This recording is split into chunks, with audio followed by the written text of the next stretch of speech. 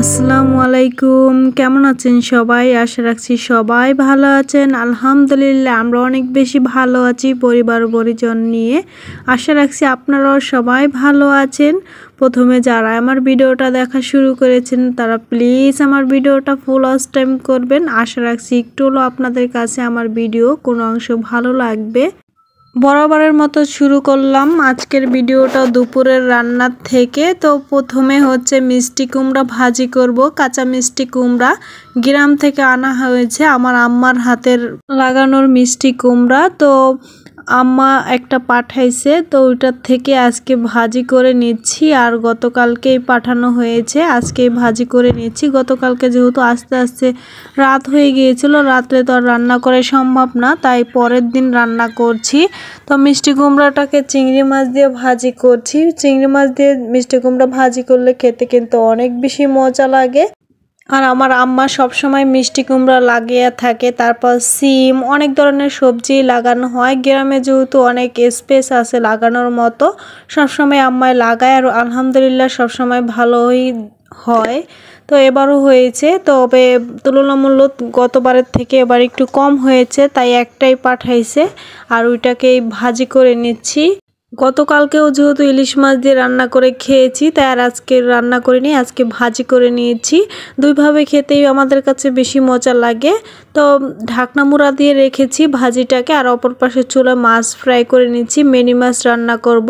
তো মিনি মাছগুলি মোটামুটি ভালোই বড় সাইজের ছিল। মিনি মাছটাকে লবণ আর হলুদ মেখে তারপর হচ্ছে গরম তাওয়ার মধ্যে দিয়ে এখন ফ্রাই করে নিচ্ছি। চুলা রাসটা মিডিয়াম আছে, ফ্রাই করে নেব।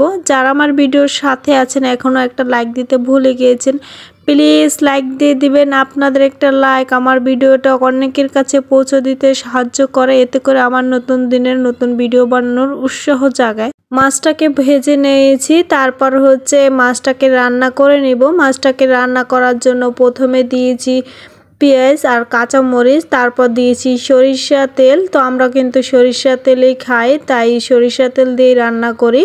তো সরিষার তেলটা দেওয়ার পর পেঁয়াজটাকে ভেজে নিব। পেঁয়াজটাকে ভাজার পর তারপর দিয়ে দিচ্ছি একটু লবণ। তো লবণটা দেওয়ার কারণে পেঁয়াজটা তাড়াতাড়ি নরম হয়ে যাবে, তাই দিয়েছি। আর দিয়েছি 1 টেবিল চামচ আদা রসুন বাটা। আদা রসুন বাটাটা দিয়ে 1 মিনিটের মতো ভেজে নিয়েছি। তারপরে দিয়েছি এখানে 1 টেবিল চামচ হলুদের গুঁড়ো, 1/2 টেবিল চামচ জিরের গুঁড়ো, 2 টেবিল চামচের মতো মরিচের গুঁড়ো দিয়েছি। আমরা যেহেতু একটু ঝাল ঝাল তরকারি খেয়ে থাকি, তাই মরিচের পরিমাণটা একটু বেশি দিয়েছি।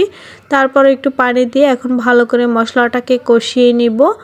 কষানোর পর তারপর দিয়ে দিচ্ছি সবজিটা।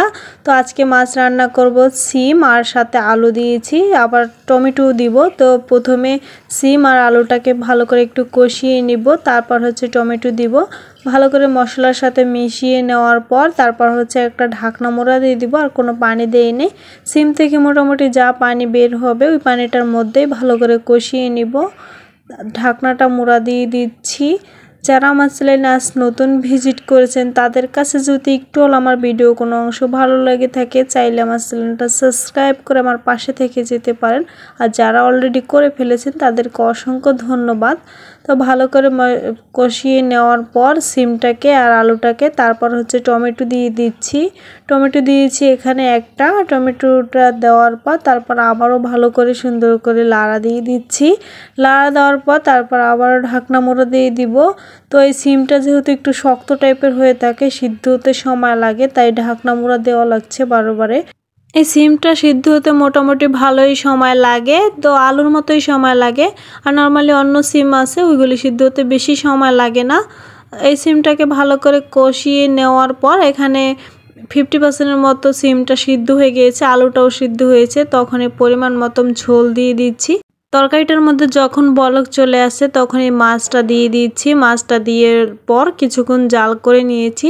তারপর তরকারিটা হয়ে আসছে তখনই ধনেপাতা দিয়ে দিচ্ছি। ধনেপাতাটা দিয়ে তারপর ধনেপাতাটা সিদ্ধ হয়ে গেলেই তরকারিটা নামায় নিব।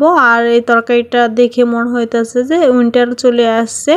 আর এই তরকারিটা খেতে কিন্তু মজাই হয়েছিল। তরকারিটা রান্না করার পর তারপর হচ্ছে ইন্ডাকশন চুলা ডাল রান্না করছি।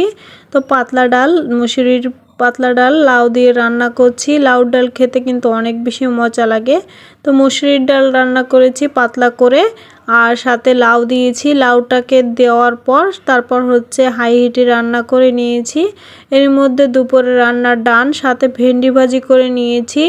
তো মুরগি রান্না করা হয়েছে, আবার হচ্ছে গ্রাম থেকে আনা গাভীর দুধ। তো এই ছিল আজকের দুপুরের মেনু। আজকের ভিডিওটা দেখে কেমন লাগছে অবশ্যই কমেন্ট করে জানাবেন। আজকে এখানে বিদায় নিয়ে নিচ্ছি। আল্লাহ হাফেজ।